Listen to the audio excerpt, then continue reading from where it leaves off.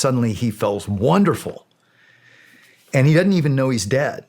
Like, he doesn't realize he's dead because he's sitting there thinking, something happened. I feel wonderful. And he feels these new senses. This group of people then come into the hallway, and he can see them in the hallway, and they're calling to him, Howard, come with us.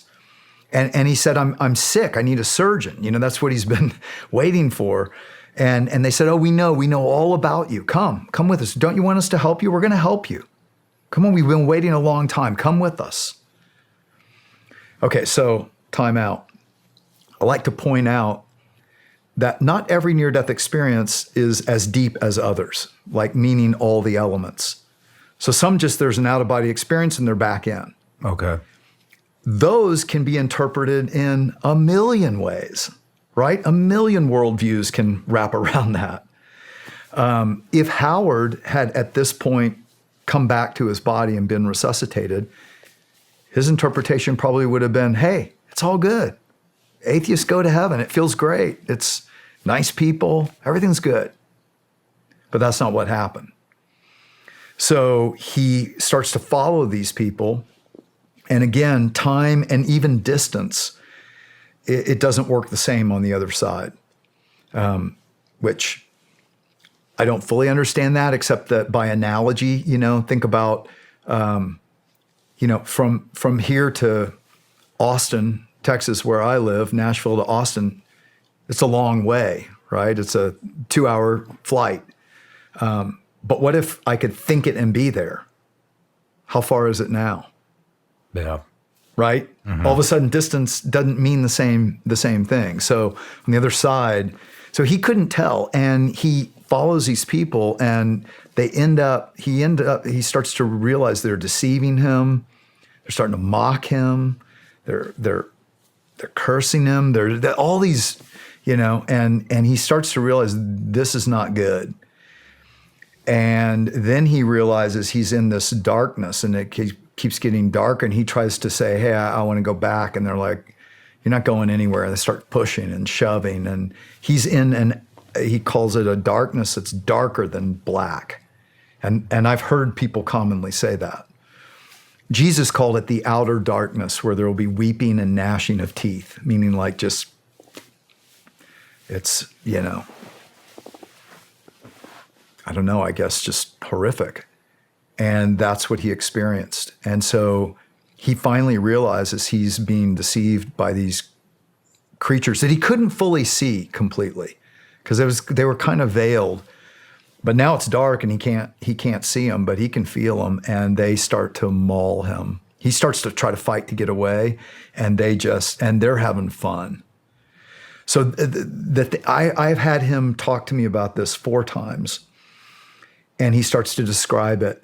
And then he says to me, I can't go any farther, because he had PTSD from it. Every single time you interviewed him, he couldn't push past? Yeah, there's a certain point that he would say, I can't go any farther because it's taken me a long time he had what, vets would call PTSD, because it's real. It's more real than this. And I think that's a very important point to note, that what's ahead is better than the best we've experienced, but what's ahead is worse than the worst we've experienced too. And I believe that we are in a temporal, time capsule for a purpose. We are in a time of choosing. We're in a time of choosing. What kingdom do we want to be a part of? Is it me and my kingdom and I rule? Because as it turns out, that's what hell is. Hell is the creature wanting to play God. And it's dominate or be dominated. And that's what Howard realized in this place. It was really interesting, because he said, first of all, picture the worst prison scene. Like the worst. I years ago, I saw a movie, Midnight Express. You ever see that? No, I haven't. Turkish prison, just getting brutalized and raped daily and all kinds of, it's a pretty gruesome movie. That's what was going on. And so, and just being eviscerated. And what he said, several things he said that was interesting. He said, you know, I realized that these people were my kindred spirits. I said, what do you mean? So I realized that they were like me on earth. I came to a point in my life when I thought the biggest, baddest bear in the woods wins. And that's how I lived.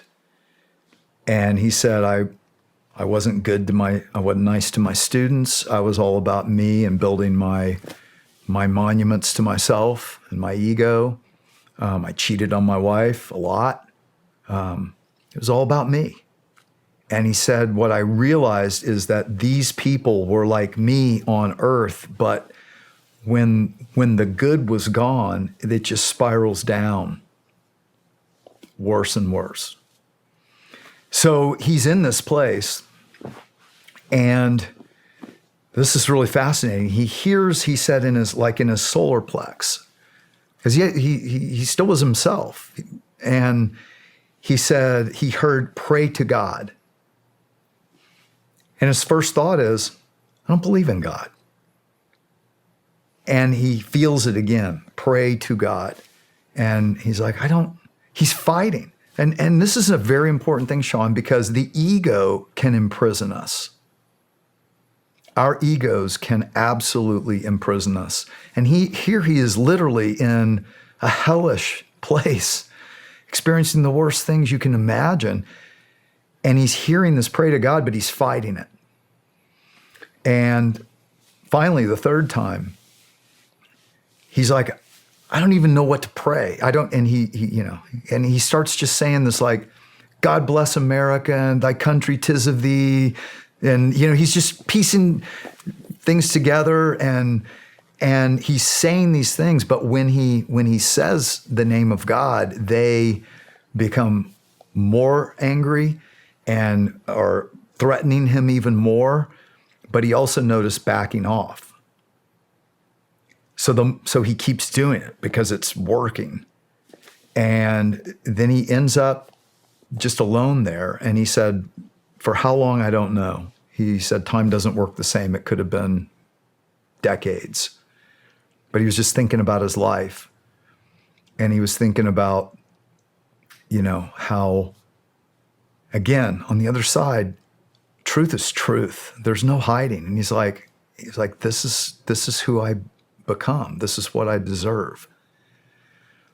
But at the same time, he didn't want that. And he hears in his soul the song he heard when someone took him to church as a kid, Jesus Loves Me.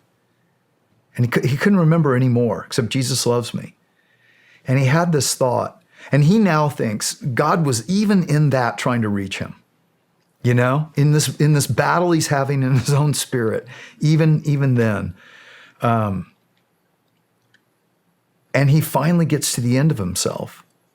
We all have to hit rock bottom before we look up. That's a famous recovery principle. Some different people have different rock bottoms, but, many times we have to hit rock bottom before we look up. And Howard said to me, my rock bottom was low.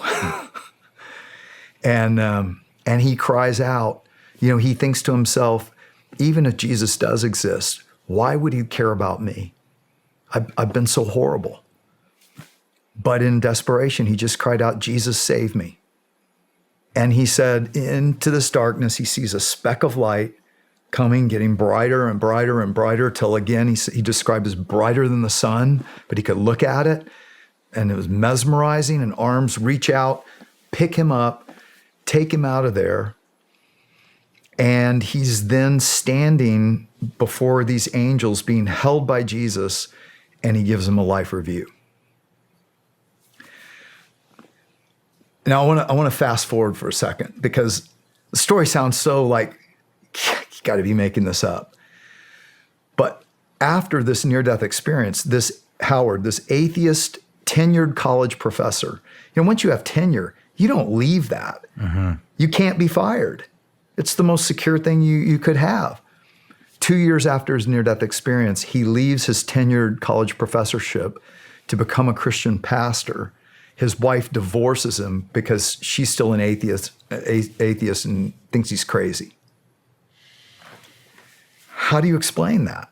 Yeah. And what he would say, Jesus.